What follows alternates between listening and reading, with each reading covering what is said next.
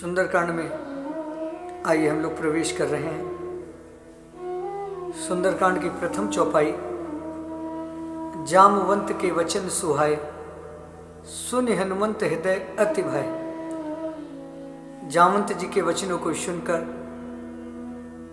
हनुमान जी के मन में हर्ष उत्पन्न हो रहा है और हनुमान जी लंका जाने के लिए तैयार हो रहे हैं। तब लगी मोहि परख्यो तुम भाई, शहि दुख कंद मूल फल खाई। हनुमान जी ने सभी से कहा, आप सभी यहाँ पर कंद मूल फल इत्यादि खाकर तब तक मेरी प्रतीक्षा करना जब तक मैं लौटकर ना आ जाऊं। लेकिन अगर हम लोगों के साथ ऐसी कोई स्थिति हो तो हम लोग कहते हैं आप लोग जाइए, हम काम करके आ रहे हैं। लेकिन हनुमान जी ने ये नहीं कहा कि आप लोग जाइए। हनुमान जी ने कहा तब लगी मोहि परख्यो, आप यहाँ पर रहकर हमारी प्रतीक्षा करिएगा। ऐसा क्यों कहा? क्योंकि हनुमान जी जब वापस आएंगे तो पूरी वानर सेना के साथ प्रभु राम के पास जाएंगे, जिससे प्रभु को ये लगे कि कार्य पूरी सेना ने किया। हनुमान जी का ये उद्देश्य नहीं कि कार्य हमने किया, कार्य मैंने नहीं सबने किया। तो जो सम्मान है वो सब में बांटना चाहिए। लेकिन हम लोगों के साथ उल्टा है। कार्य अगर कोई अच्छा हो गया, किसी ने पूछा किसने किया, तो हम कहते हैं हमने किया। और अगर वही कार्य थोड़ा गलत हो जाए, सही ना हो, तो पूछेंगे किसने किया, तो कहेंगे हमने नहीं सबने किया। तो हम सम्मान अकेले लेना चाहते हैं और कुछ गलत हो जाए तो अपमान सब में बांटना चाहते हैं। लेकिन हनुमान जी चाहते हैं कि कार्य सबके द्वारा हुआ, इसलिए सम्मान सबका होना चाहिए। और जब ये भाव हमारे अंदर आ जाता है तब हमारे जीवन का सुंदरकांड प्रारंभ हो जाता है। और हनुमान जी ने कहा कार्य निश्चित होगा, जब लगी आवहु सीते ही देखी, हुई है काज मोहि हर्ष विशेखी। कार्य निश्चित होगा, इस बात का मुझे हर्ष हो रहा है। और यह कहकर सभी को प्रणाम करते हैं। यह कही नाई सबन कहूँ माथा, चलो हर्ष ही धरि रघुनाथा। और यहाँ चौपाइयों में हर्ष पहली वाली चौपाई में भी आया लिखकर कि हुई है काज मोहि हर्ष विशेखी, और यहाँ दूसरी चौपाई में भी चलो हर्ष ही धरि रघुनाथा। तो हनुमान जी का हर्ष दुगना है। एक हर्ष तो इस बात का कि भक्ति माता की, सीता माता के दर्शन होंगे, और दूसरा हर्ष इस बात का कि ये कार्य प्रभु श्री राम का है और हनुमान जी को इस कार्य को करने का अवसर प्राप्त हुआ है। तो हनुमान जी का हर्ष दुगना है। और तभी समुद्र के किनारे एक पर्वत है, सिंधु तीर एक भूदर सुंदर। हनुमान जी कौतुक कूद चढ़े उता ऊपर। हनुमान जी उस पर्वत के ऊपर जाकर खड़े हो गए। बार बार उसी पर्वत के ऊपर से खड़े होकर प्रभु श्री राम का जय जय श्री राम का उद्घोष करते हैं। बार बार रघुबीर सम्हारी और तरक्यो पवन तनय बल भारी। और हनुमान जी उस पर्वत के ऊपर खड़े होकर अब समुद्र की ओर छलांग लगा रहे हैं और लंका के ओर प्रस्थान कर रहे हैं। और जैसे ही हनुमान जी ने दाहिने पैर का जोर दिया तो जय गिरी चरण देई हनुमंता। जैसे हनुमान जी ने चरण पर्वत पर रख कर दाब दिया कूदने के लिए, तो चले सो गा पाताल तुरंता। पर्वत चला गया पाताल में और हनुमान जी पहुंच गए समुद्र के बीच में। जिम अमोघ रघुपति कर बाना, एही भांति चले हनुमाना। आज हनुमान जी ऐसे जा रहे हैं जैसे मानो प्रभु श्री राम ने अमोघ बाण जो लक्ष्य को भेद कर ही लौटेगा। और तभी समुद्र के बीच में एक पर्वत है मैनाक, जिसने हनुमान जी को जब जाते हुए देखा और ये जानकर कि ये पवन देव के पुत्र हैं और पवन देव का मैनाक के ऊपर उपकार भी है, तो आज उस उपकार के बदले आज पवन देव के पुत्र को विश्राम करने का ऐसा अवसर जानकर मैनाक हनुमान जी के सामने आकर खड़ा हो जाता है और हनुमान जी से आग्रह कर रहा है कि हनुमान जी थोड़ा सा विश्राम कर लीजिए। जल निधि रघुपति दूत विचारी तय मैनाक होई श्रम हारी। मैनाक ने कहा थोड़ा सा विश्राम कर लीजिए। और देखिए कितना अच्छा भाव है कि जो प्रभु राम के भक्त होते हैं वो कहीं भी चले जाएं, समुद्र के बीच में भी उन्हें विश्राम मिल जाता है, वे डूबते नहीं हैं। तो ये प्रभु की लीला है।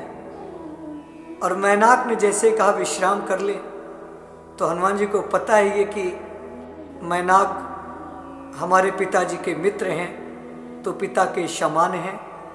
तो हनुमान जी ने विश्राम न करके हनुमान तहीं परसा, हनुमान जी ने धीरे से स्पर्श कर लिया मैनाक को और हाथ जोड़कर कर पुण्य कीन प्रणाम कि मुझे क्षमा करें।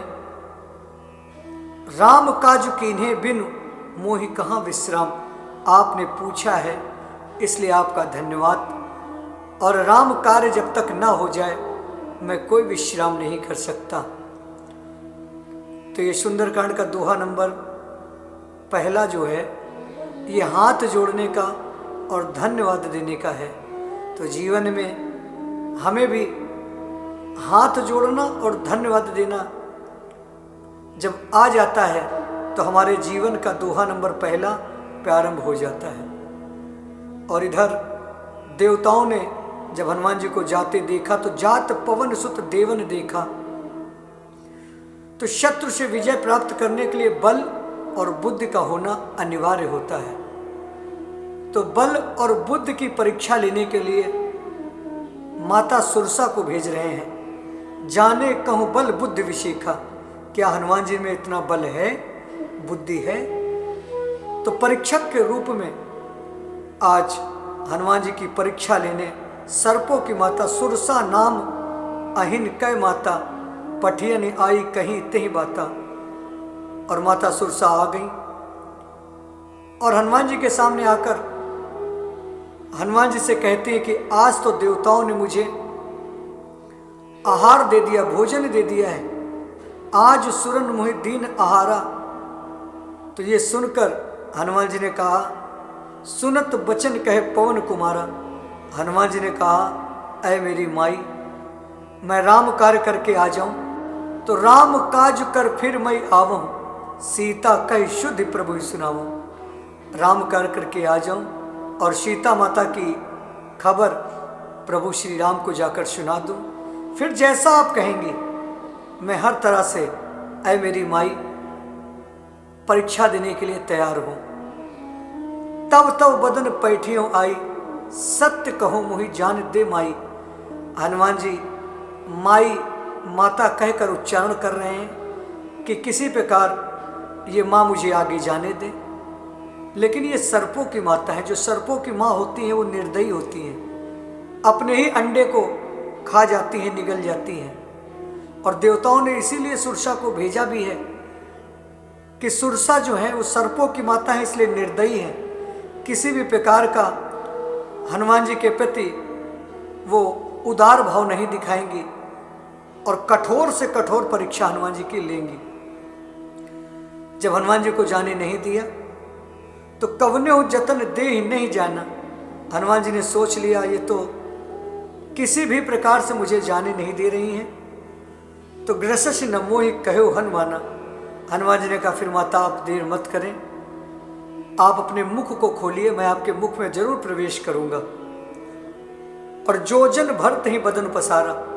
और जैसे एक योजन का सुरसा जी ने मुंह खोला तो कपितनु कीन दुगुन विस्तारा।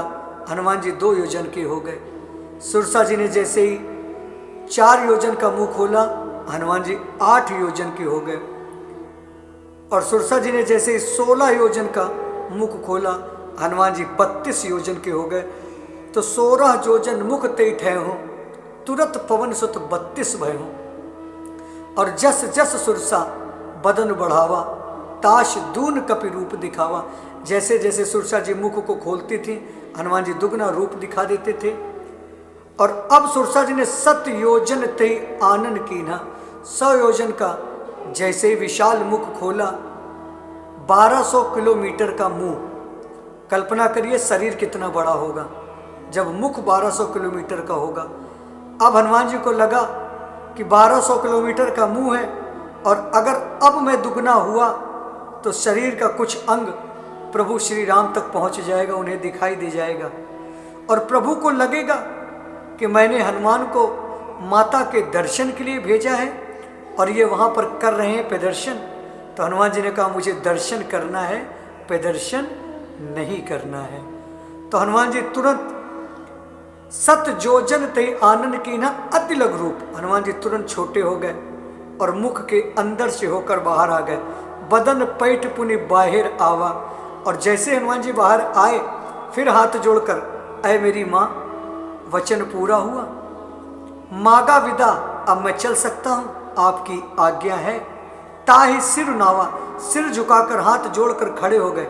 जब आप किसी के सामने हाथ जोड़कर खड़े हो जाते हैं तो सामने वाला भी आशीर्वाद के लिए हाथ उठा लेता है। सुरसा जी ने भी हाथ को उठाया और बोला हनुमान रुको, राज की बात जान लो, मैं नहीं आई थी, मुझे देवताओं ने भेजा था। मोहि सुरन जहि लागे पठावा, बुद्धि और बल में आप निपुण हैं, तो बुद्धि बल मरम तोर मैं पावा, आप निश्चित ही शत्रु पर विजय प्राप्त करेंगे। और ये मेरा आशीर्वाद है, सुरसा का आशीर्वाद लेते जाओ। आज से तुम राम काज करिहो नहीं, आज से सारे कार्य राम काज सब करिहो, क्योंकि तुम बल बुद्धि निधान। और ये आशीर्वाद देकर सुरसा कह रही मैं जा रही हूँ, आशीष दे गई। और आप भी हरस चले हो हनुमान, आप भी अब देर मत करिए और लंका की ओर प्रस्थान करिए।